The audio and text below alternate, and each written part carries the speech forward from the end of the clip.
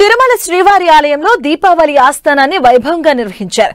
ముందుగా ఆలయంలోని ఘంటా మండపంలో ఉభయ దేవరులతో కలిసి మలయప్ప స్వామి వారి సర్వభూపాల వాహనాన్ని అధిరోహించారు.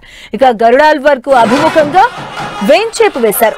మరో పల్లకిలో స్వామివారి సేనాధిపతి విశ్వక్షేణులు దక్షిణ అభిముఖంగా వేంచేసి వేశారు. ఇక అనంతరం అక్కడ ఉత్సవ మూర్తులు మూల విరాట్ కు అర్చకులు ప్రత్యేక పూజలు నివేదనలు చేశారు. సాయంత్రం 5 గంటలకు శ్రీదేవి భూదేవి సమేత మలయప్ప స్వామి వారికి సహస్ర దీపాలంకరణ సేవ నిర్వహించబోతున్నారు.